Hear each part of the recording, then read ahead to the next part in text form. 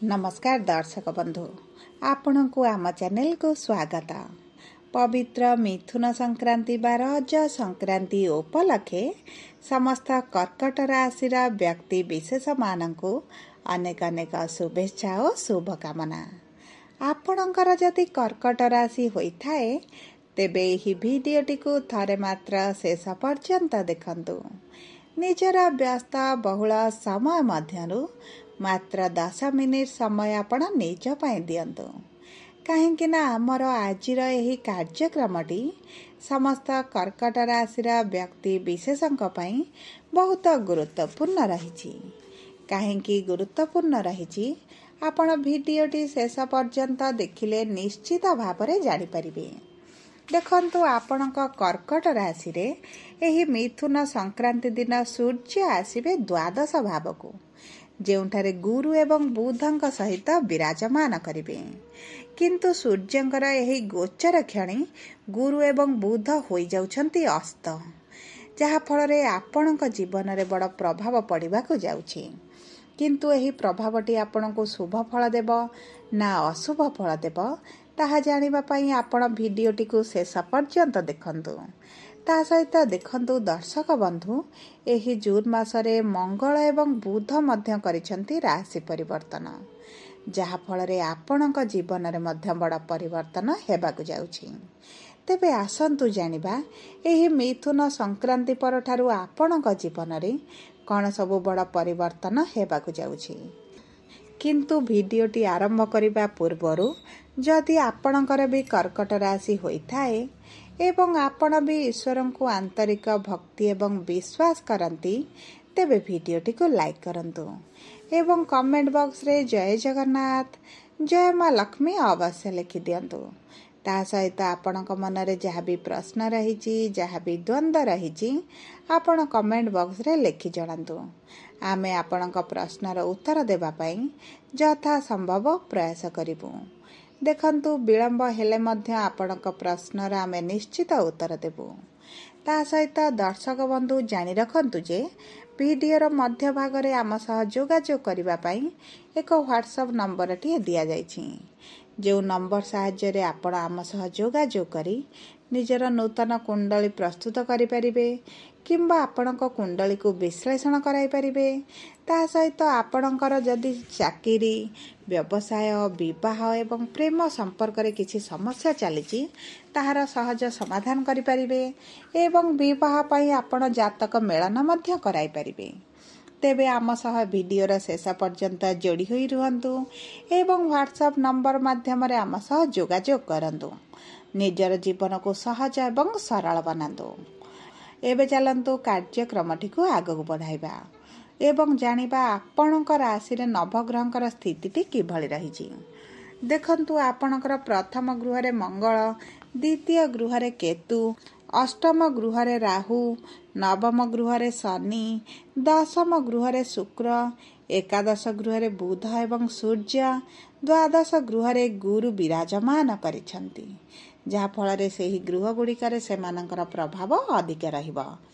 तेबे आसंतु जानिबा आपणकर स्वास्थ्यटी किभଳି रहिबो। देखंतु आपणकर स्वास्थ्य आपणक कुंडलीर प्रथम गृहरु जना पड़े एवं मंगल आपणक प्रथम गृहरु बाहरी आपणक द्वितीय गृह को गोचर करूचंती। देखंतु मंगल आपणक कुंडलीर प्रथम गृह रे नीच होई रहिथिले, जहा फलरे आपणक शरीर रे आपण विभिन्न प्रकार समस्या देखुथिबे।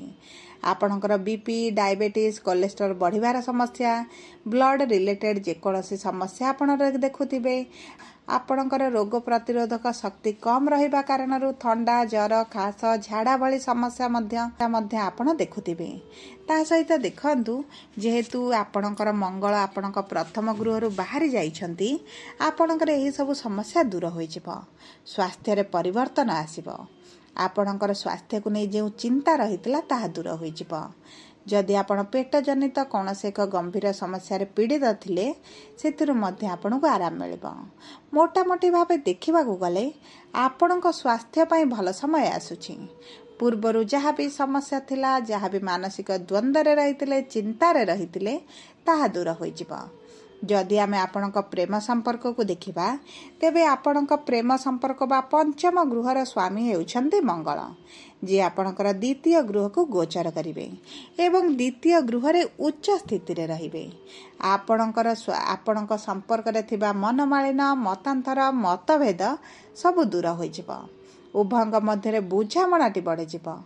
ଆପଣଙ୍କ ସାଥୀ ଆପଣଙ୍କୁ ସମ୍ମାନ ଦେବା ଆରମ୍ଭ କରିବେ, ଆପଣଙ୍କୁ ଭଲ ପାଇବା ଆରମ୍ଭ କରିବେ ଏବଂ ଦେଖନ୍ତୁ ସମ୍ପର୍କରେ ପ୍ରେମ ରୋମାନ୍ସର ବୃଦ୍ଧି ହେବା ସହିତ ଉଭୟ ଏକତ୍ର ସମୟ ଅତିବାହିତ କରିପାରନ୍ତି। କୌଣସି ଏକ ମନୋରଞ୍ଜନ କାର୍ଯ୍ୟକ୍ରମକୁ ଯୋଗ ଦେଇପାରନ୍ତି, କୌଣସି ଏକ ସ୍ଥାନକୁ ବୁଲିବାକୁ ମଧ୍ୟ ଯାଇପାରନ୍ତି। ସବୁ ପରେ ମଧ୍ୟ ଆପଣଙ୍କୁ କିଛି ଉପହାର ମଧ୍ୟ ମିଳିପାରେ, ଯାହାଫଳରେ ଆପଣଙ୍କ ମନ ଖୁସି ରହିବ।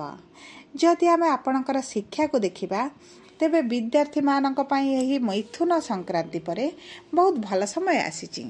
ଆପଣ ଶିକ୍ଷା ସମ୍ବନ୍ଧିତ ଯେକୌଣସି ନିଷ୍ପତ୍ତି ନେବେ ଆପଣ ସେଥିରେ କୃତକାର୍ଯ୍ୟ ହେବେ। ଭବିଷ୍ୟତରେ ଆପଣଙ୍କୁ ଶୁଭ ଫଳ ପ୍ରାପ୍ତି ହେବ। ତାହା ସହିତ ସୂର୍ଯ୍ୟ ଯେହେତୁ ଆପଣଙ୍କର ଦ୍ୱାଦଶ ଗୃହକୁ ଗୋଚର କରୁଛନ୍ତି, ଆପଣ ଶିକ୍ଷା ସମ୍ବନ୍ଧିତ ଯଦି ଆପଣ ବିଦେଶ ଯାତ୍ରା କରିବାକୁ ଚାହୁଁଥିଲେ, ପାଠ ପଢ଼ିବା ପାଇଁ ଘରଠାରୁ ଦୂରକୁ ଯିବାକୁ ଚାହୁଁଥିଲେ, ତାହା ମଧ୍ୟ ଆପଣଙ୍କର ହୋଇଯିବ। ଆପଣଙ୍କ ଉଚ୍ଚ ଶିକ୍ଷା ପାଇଁ ବହୁତ ଭଲ ସମୟ ରହିଛି। ଆପଣଙ୍କର ଚାକିରି ହେଉ, କର୍ମ ପାଇଁ ହେଉ କିମ୍ବା ଶିକ୍ଷା ପାଇଁ ହେଉ, ଆପଣଙ୍କୁ ଘରଠାରୁ ଦୂରକୁ ଯିବାକୁ ଯଦି ଚାହୁଁଥିଲେ ଆପଣଙ୍କ ପାଇଁ ଏହି ସବୁ ସମସ୍ୟା ଦୂର ହୋଇଯିବ। ଆପଣଙ୍କର ବିଦେଶ ଯାତ୍ରାର ଯୋଗ ମଧ୍ୟ ରହିଛି। ଯଦି ଆମେ ଆପଣଙ୍କର ସନ୍ତାନର ଯୋଗକୁ ଦେଖିବା ତେବେ ଗୁରୁ ଯେହେତୁ ଆପଣଙ୍କ ଦ୍ୱାଦଶ ଗୃହରେ ଅଛନ୍ତି, ରାଶିର ସ୍ୱାମୀ ଦ୍ୱିତୀୟ ଗୃହରେ ଅଛନ୍ତି, ସନ୍ତାନ ପାଇଁ ଭଲ ସମୟ ରହିଛି। ଆପଣ ସନ୍ତାନ ପ୍ରାପ୍ତି ପାଇଁ ଚେଷ୍ଟା କରନ୍ତୁ, ନିଶ୍ଚିତ ଭାବରେ ସଫଳତା ପାଇବେ। ଯଦି ଆମେ ଆପଣଙ୍କ ବିବାହର ଯୋଗକୁ ଦେଖିବା ତେବେ ବିବାହର ଗୃହର ସ୍ୱାମୀ ହେଉଛନ୍ତି ଶନି, ଯିଏ ଆପଣଙ୍କ ଭାଗ୍ୟର ଗୃହରେ ବିରାଜମାନ କରିଛନ୍ତି, ଯାହାଫଳରେ ଆପଣଙ୍କ ବିବାହ ହେବାର ଯୋଗ ମଧ୍ୟ ରହିଛି। କିନ୍ତୁ ଦେଖନ୍ତୁ କୁଣ୍ଡଳୀରେ ଶନିଙ୍କର ସ୍ଥିତି ଆପଣଙ୍କର କିଭଳି ରହିଛି, ଉଚ୍ଚ ଅଛନ୍ତି ବା ନିଚ ଅଛନ୍ତି, ମିତ୍ର ଗୃହରେ ଅଛନ୍ତି ବା ଶତ୍ରୁ ଗୃହରେ ଅଛନ୍ତି, ତାହା ସବୁଠାରୁ ମହତ୍ତ୍ୱପୂର୍ଣ୍ଣ। ତେଣୁକରି ଆପଣଙ୍କ କୁଣ୍ଡଳୀକୁ ବିଶ୍ଳେଷଣ କରାନ୍ତୁ, ଶନିଙ୍କର ସ୍ଥିତି ଜାଣନ୍ତୁ, ଯାହାଫଳରେ ଆପଣଙ୍କ ଜୀବନର ସମସ୍ୟା ଦୂର ହୋଇଯିବ। ଦେଖନ୍ତୁ, ଯେହେତୁ ଆପଣଙ୍କ ବିବାହରେ ବିଳମ୍ବ ହେଉଥିଲା, ବିବାହରେ ସମସ୍ୟା ଆସୁଥିଲା ଏବଂ ବିବାହ ଠିକ୍ ହୋଇ ମଧ୍ୟ ଭାଙ୍ଗି ଯାଉଥିଲା, ତେବେ ଏହିଭଳି ସମସ୍ୟା ଆପଣଙ୍କର ଦୂର ହୋଇଯିବ। ଆପଣଙ୍କ ବୈବାହିକ ସମ୍ପର୍କରେ ଯାହା ବି ପୂର୍ବରୁ ମନମାଳିନ ମତାନ୍ତର ଥିଲା ତାହା ଦୂର ହୋଇଯିବ। ଦେଖନ୍ତୁ, ରାହୁ ଆପଣଙ୍କର ଅଷ୍ଟମ ଗୃହରେ ବିରାଜମାନ କରିଛନ୍ତି, ଯାହାଫଳରେ ଆପଣଙ୍କ ବୈବାହିକ ସମ୍ପର୍କରେ ଏତେଟା ମନମାଳିନ ମତଭେଦ ରହିବ ନାହିଁ। ଯଦି ବି ପୂର୍ବରୁ ଆପଣଙ୍କ ସମ୍ପର୍କରେ କିଛି ବି ସମସ୍ୟା ଚାଲିଥିଲା, ତୃତୀୟ ଲୋକଙ୍କର ହସ୍ତକ୍ଷେପଟି ବଢ଼ିଯାଇଥିଲା, ତାହା ମଧ୍ୟ ଦୂର ହୋଇଯିବ। ଆପଣଙ୍କ ସାଥୀଙ୍କ ଠାରୁ ଆପଣ କିଛି ଉପହାର ମଧ୍ୟ ପାଇପାରନ୍ତି।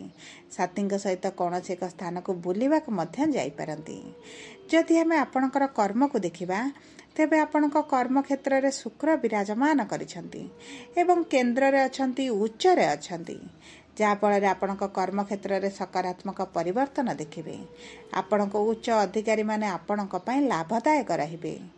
ଆପଣଙ୍କର କାର୍ଯ୍ୟକ୍ଷେତ୍ରରେ ଆପଣଙ୍କ କର୍ମକୁ ନେଇ ପ୍ରଶଂସା କରାଯାଇପାରେ କିମ୍ବା ଆପଣଙ୍କର କର୍ମ କରିବାର ଶୈଳୀକୁ ନେଇ ମଧ୍ୟ ପ୍ରଶଂସିତ କରାଯିବ।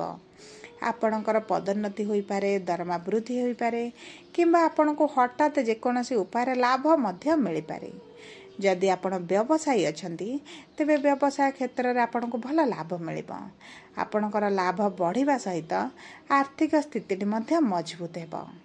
ଯଦି ବି ଆପଣଙ୍କ ଆର୍ଥିକ କ୍ଷେତ୍ରରେ କିଛି ବି ସମସ୍ୟା ଚାଲିଥିଲା, ଋଣରେ ଅଛନ୍ତି, ଧାର କରଜରେ ଅଛନ୍ତି, ଲୋନ୍ ଆଣିଛନ୍ତି ଏବଂ ସୁଝି ପାରୁନାହାନ୍ତି, ତେବେ ଏହିଭଳି ସମସ୍ୟା ଆପଣଙ୍କର ଦୂର ହୋଇଯିବ। ଆପଣଙ୍କର କର୍ମର ଗୃହରେ ଶୁକ୍ରଙ୍କର ସ୍ଥିତି ହେତୁ ଆପଣଙ୍କର ଲାଭଟି ବଢ଼ିଯିବ। କିନ୍ତୁ ଗୁରୁ ଯେହେତୁ ଦ୍ୱାଦଶ ଘରେ ଅଛନ୍ତି, ଆପଣଙ୍କର ଖର୍ଚ୍ଚ ମଧ୍ୟ ବଢ଼ିପାରେ। ସେଥିପ୍ରତି ଆପଣଙ୍କୁ ଟିକେ ଦୃଷ୍ଟି ଦେବାକୁ ପଡ଼ିବ। ମୋଟାମୋଟି ଭାବେ ଦେଖିବାକୁ ଗଲେ ଆପଣଙ୍କର ସ୍ୱାସ୍ଥ୍ୟ ଏବଂ କର୍ମକ୍ଷେତ୍ର ପାଇଁ ଭଲ ସମୟ ରହିଛି। କିନ୍ତୁ ଆପଣଙ୍କ ବୈବାହିକ ସମ୍ପର୍କରେ ଶୁଭ ଫଳ ଆଣିବା ପାଇଁ ଆପଣ ପ୍ରତିଦିନ ସୂର୍ଯ୍ୟଙ୍କୁ ପ୍ରାତଃ ସମୟରେ ଜଳ ଅର୍ପଣ କରନ୍ତୁ। ସୂର୍ଯ୍ୟ ଅସ୍ତ ପରେ ଚନ୍ଦ୍ରମାଙ୍କର ବୀଜ ମନ୍ତ୍ର 108 ଥର ପାଠ କରନ୍ତୁ ଏବଂ ଆପଣ ଲକ୍ଷ୍ମୀ ନାରାୟଣଙ୍କର ପୂଜା କରନ୍ତୁ। ଆପଣଙ୍କୁ ବହୁତ ଅଧିକ ଶୁଭ ଫଳ ପ୍ରାପ୍ତି ହେବ। जदि आपणकर कर्कट राशि होता है भिडटी किभली लगिला कमेंट बॉक्स रे लिखि जणातु। जदि आपणक प्रियजनकर कर्कट राशि होता है तेबे भिडटी तांका सह शेयर करंतु। जदि प्रथम थर आम चैनल को आसिचंती चैनल टी को सब्सक्राइब करंतु। पाखरे थिबा बेल आइकन को प्रेस करंतु। जदि आपण आम सह जोगाजोग करबा पई चाहुचंती तेबे वीडियो रे दिया जाइथिबा व्हाट्सएप नंबर माध्यमरे आम सह जोगाजोग करंतु। निज जीवन रे चलिथिबा समस्या गुड़िकर समाधान करंतु। धन्यवाद।